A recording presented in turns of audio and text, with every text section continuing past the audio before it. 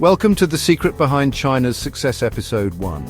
Today we dive deep into China's economic reforms and open-door policy post-1978, a transformation that turned China into a global economic superpower.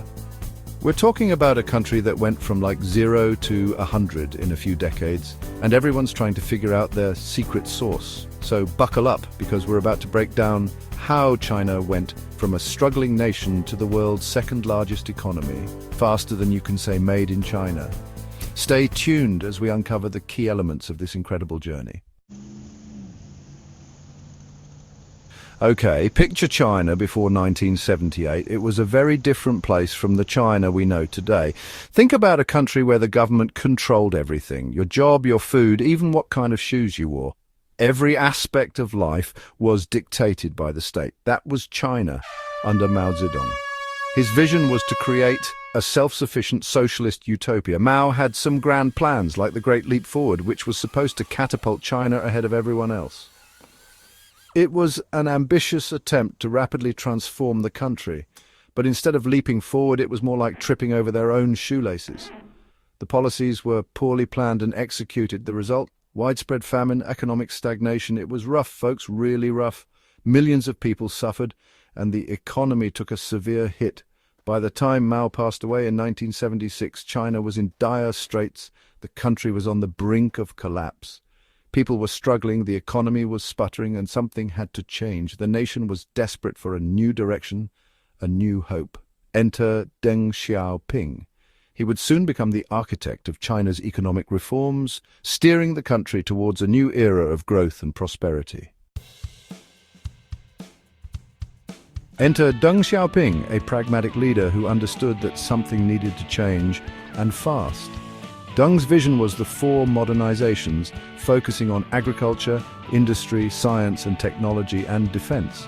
He kept some socialist elements, but knew that letting in a little capitalism could be the secret ingredient. This was a radical departure from Mao's rigid policies, and a lot of people were skeptical. But Deng knew that for China to succeed, they had to be willing to experiment, to embrace new ideas. And boy, did those ideas pay off, transforming China into an economic powerhouse. The 4 modernizations laid the groundwork for China's rapid growth and global influence. One of Deng's boldest moves was the household responsibility system. Imagine this, you're a farmer, and for years you've had to hand over everything you grow to the government. But with the household responsibility system, farmers could keep what they produced beyond a certain quota. Suddenly there's incentive to work harder, to grow more, and grow they did. Agricultural production soared and rural incomes skyrocketed. A prime example of this success story is Xiaogang village. Their gamble paid off, and their story became a symbol of the potential of individual initiative. This transformation was a testament to the power of reform and the spirit of the Chinese farmers. Now let's talk about special economic zones, or SEZs. These zones were a groundbreaking initiative by China to test the waters of capitalism without fully committing the entire country to the economic model. Picture this. You're China, and you want to attract foreign investment, but you're not sure if you're ready to go all in on capitalism just yet. You need a controlled environment to experiment with new economic policies. What do? You create these little pockets of economic freedom, like mini Las Vegases of capitalism, where foreign companies could set up shop with tax breaks and less red tape. These zones offered a unique blend of market-driven policies within a socialist framework. Companies flocked to these SEZs, eager to tap into China's vast workforce and growing market. The influx of foreign investment and technology spurred rapid industrialization and economic growth. One of the most shining examples is Shenzhen. This city became a symbol of China's economic miracle. This former fishing village transformed into a bustling metropolis, a testament to the power of economic liberalization. Shenzhen's success story inspired other regions to adopt similar models, further accelerating China's economic rise. The success of SEZs didn't stop at Shenzhen.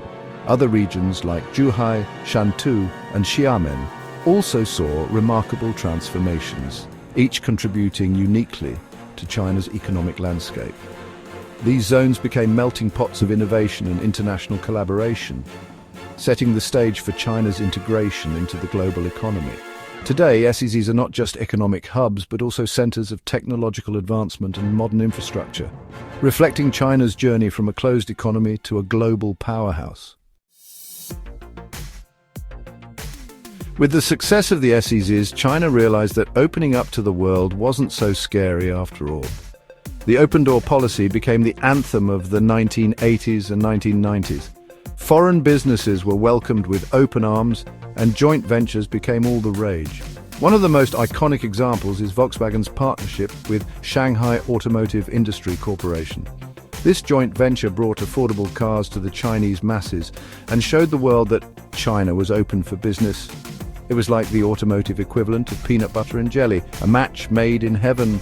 The open-door policy didn't just transform the automotive industry, it revolutionized the entire Chinese market. Foreign products flooded the market, and Chinese consumers embraced the new choices with enthusiasm. The era marked a significant shift, proving that China's open-door policy was a game-changer for the global economy. As the 1990s rolled around, China decided to take its economic reforms to the next level. Privatization became the name of the game, with state-owned enterprises being restructured or sold off. This era saw the rise of private companies that would become global giants. Think Alibaba, Tencent, Huawei.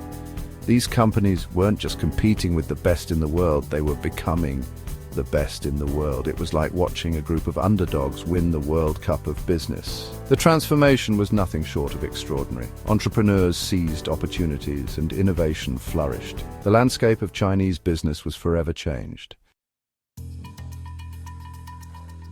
In 2001, China finally joined the World Trade Organization, marking its official entry into the big leagues of the global economy. This monumental step was the result of years of negotiations and reforms. Joining the WTO was a game changer. It lowered trade barriers, attracted even more foreign investment, and opened up new markets for Chinese goods. This move cemented China's status as a global manufacturing powerhouse, transforming its economy. The world watched in awe as China's economy exploded, growing at an unprecedented rate, becoming the world's factory floor. From clothing to electronics to toys, Chinese factories were producing it all. If you bought it, chances are it was made in China. This shift had a profound impact on global trade. One of the most striking examples of this era is Apple's iPhone. Designed in California but assembled in China, the iPhone became a symbol of China's manufacturing prowess. This partnership highlighted China's critical role in the global supply chain. China's entry into the WTO was not just about trade, it was about reshaping the global economic landscape. It signaled a new era of globalization, with China at its heart driving innovation and growth. Today, China's influence extends beyond manufacturing to technology and innovation, making it a true global superpower. So there you have it, the story of how China transformed itself from an economic laggard into a global economic titan. It's a story of bold reforms, calculated risks, and an unwavering belief in the power of human potential. But this is just the beginning. China's economic journey is far from over. In fact, they're writing new chapters as we speak. So, stay tuned for part 2 of our series, where we'll explore China's manufacturing dominance, its export-led growth strategy, and the challenges it faces in the 21st century. The journey continues, and the future holds even more surprises.